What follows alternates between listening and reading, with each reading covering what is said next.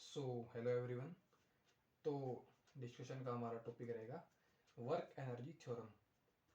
तो देखते हैं कि वर्क एनर्जी थ्योरम होती क्या है, क्या ये थ्योरम बताती है, क्या इसका मैथमेटिकल फॉर्मूला होता है और क्यों ये इम्पोर्टेंट हो जाती है और इसमें वर्क डन निकालने में काफ़ी हेल्पफुल होती है थ्योरम। तो क्या कुछ इसका फार्मूला है, कैसे क्या कुछ डेरिवेशन है, क्या कुछ थ्योरम की स्टेटमेंट है, तो वो सब हम इस वीडियो में देखते हैं। तो वर्क एनर्जी थ्योरम की स्टेटमेंट क्या है,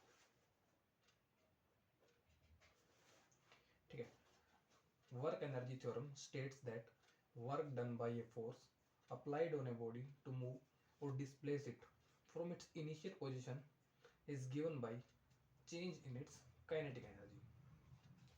तो इसका मतलब क्या है कि जब हम किसी बॉडी पर, कोई भी बॉडी अपनी इनिशियल पोजीशन पर रेस्ट पर है, तो उस पर कोई एक्सटर्नली बाहर से फोर्स लगाते हैं और वो अपनी इनिशियल पोजीशन छोड़कर डिस्प्लेस हो जाती है वहाँ से, तो उस दौरान उस बॉडी पर किया गया जो काम यानी वर्क डन ऑन बॉडी कैसे हम निकाल सकते हैं, तो वो दिया जाता है change in its kinetic energy.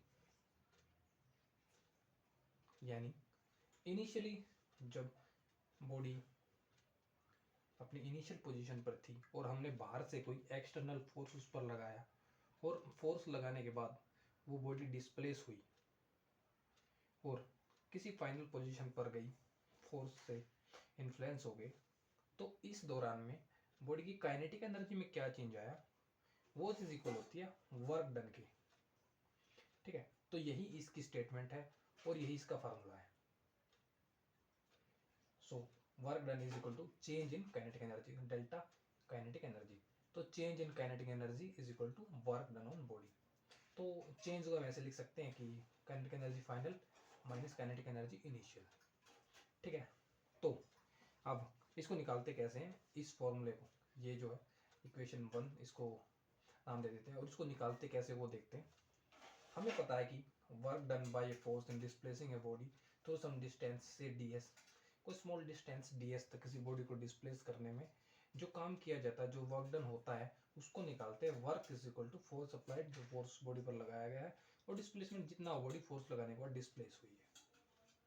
ठीक है, तो से किसी बॉडी पर हमने फोर्स लगाया F और कोई स्मॉल डिस्प्लेसमेंट बॉडी में उसकी पोजीशन में चेंज आता है, तो से ds, तो work is equal to force into ds।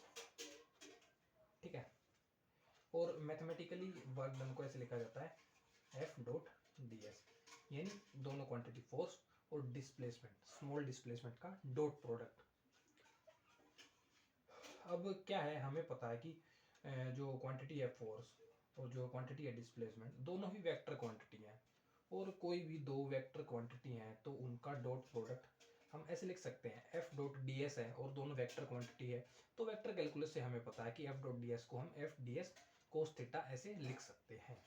तो इस टर्म को हम वर्क को लिख लेंगे, work is equal to F dot D S, और एफ डॉट डी एस से डॉट हटा के F D S cos theta ये टर्म हो जाती है। अब इसको मतलब निकालते कैसे हैं, डिराइव कैसे करते हैं, तो उसके लिए हम क्या करेंगे, एक बॉडी मान लेंगे, उस पर कुछ एक्सटर्नल फोर्स लगा देंगे, पोजीशन में चेंज देखेंगे और क्या टोटल वर्क डन होगा वो निकालेंगे।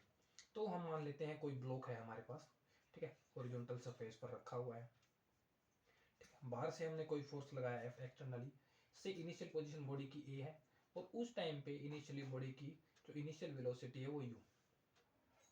ठीक है, हमने इधर से इस पे हॉरिजॉन्टल फोर्स लगाया, तो ये हॉरिजॉन्टली थोड़ा डिस्प्लेस हुई, से कुछ डिस्प्लेसमेंट ds बॉडी की पोजीशन में चेंज आया और ये बॉडी डिस्प्लेस होकर किसी पोजीशन b पर चलेगी और फाइनली इस बॉडी की हम वेलोसिटी इस पॉइंट पे b पे मान लेते हैं v। सो इनिशियल वेलोसिटी हमने बॉडी की मान ली u और फाइनल वेलोसिटी बॉडी की v।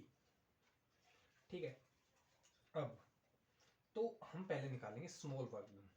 ठीक है, स्मॉल वर्क डन निकालेंगे, उसके बाद इसको इंटीग्रेट करके हम कंप्लीट जो टोटल वर्क डन बॉडी को डिस्प्लेस करने में जो भी आया है वो निकाल लेंगे। तो स्मॉल वर्क डन कैसे निकालेंगे, ठीक है, तो पहले हम स्मॉल वर्क डन निकालेंगे। हम स्मॉल वर्क डन कैसे निकालते हैं, भी स्मॉल वर्क डन ये है कि भी मान लो बॉडी पे कुछ फोर्स लगाया हमने इनिशियली, यहाँ पे जब बॉडी थी तो थोड़ा फोर्स लगाया, कुछ फोर्स एफ लगाया, तो बॉडी को थोड़ा सा डिस्प्लेस करने में, कुछ डिस्टेंस ds डिस्प्लेस करने में जो वर्क हम मान लेते हैं वो dw, ठीक है, स्मॉल वर्क डन। और उसके बाद from its initial velocity to final velocity limits के बीच में dw को हम इंटीग्रेट करके जो है अपना टोटल वर्क डन निकाल लेंगे।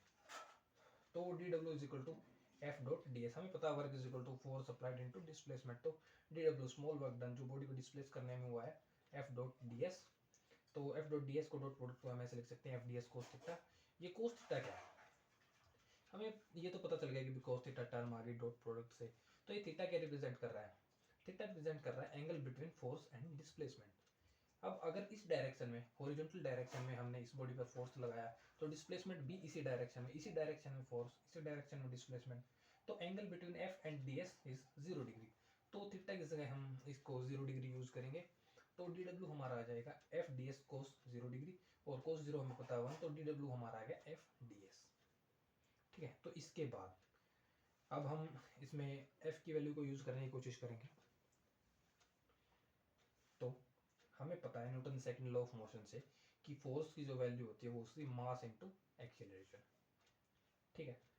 अब एक्सीलरेशन को क्या लिख सकते हैं, रेट चेंज ऑफ वेलोसिटी, तो force is equal to mass into DV by dt, ठीक है। तो यहाँ पे हम जो है इसकी वैल्यू को यूज कर लेंगे, ठीक है, एक्सेलरेशन की वैल्यू को, और एक्सेलरेशन की वैल्यू हम ऐसे लिख सकते हैं D we by D t.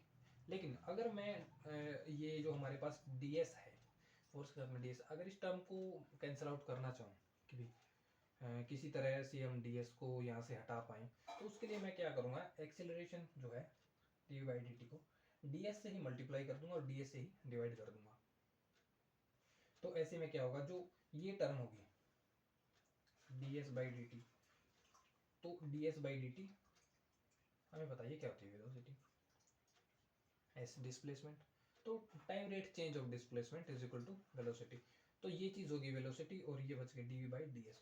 तो ये फोर्स की जो इसमें एक्सेलरेशन की वैल्यू हम यूज़ कर लेंगे, और फोर्स की टोटल वैल्यू हमारी हो जाएगी, यहाँ पे हम डी डब्ल्यू में एफ डी एस, एफ की वैल्यू एम में, D S as it is, और अब एक्सेलरेशन की जगह हम ये वैल्यू यूज़ कर लेंगे, ये वाली value, acceleration is velocity dot D we by d S. तो force is equal to m में, डी एस साथ में था ही, तो d W is equal to m, acceleration की वैल्यू यहाँ से v, D we by d S, और d S as it is, तो डी एस से डी एस कैंसिल, हमारे पास आ गया d W is equal to M we dot D we, ठीक है। तो अब ये हमारे पास आ गया स्मॉल वर्क डन, ठीक है, डी डब्ल्यू। अब कंप्लीट वर्क डन यानी टोटल वर्क डन, बॉडी को डिस्प्लेस करने में जो हुआ वो कैसे निकालेंगे। So total work done in displacing a body from its initial position having velocity u to its final position having velocity v is given by integrating dw यानी small work done with in proper limits. तो ये यानी कहने का मतलब है कि dw को अब इंटीग्रेट कर लेंगे इनिशियल टू फाइनल लिमिट्स, और हमारे पास टोटल वर्क डन आ जाएगा जो बॉडी पर फोर्स लगाने से वर्क हुआ है। तो उसको कैसे निकालेंगे, आगे मैंने किया भी हुआ ये, ठीक है। तो हम यहाँ तक आ चुके हैं, D W is equal to M we dot D V, तो वर्क डन, ठीक है। तो यानी टोटल वर्क डन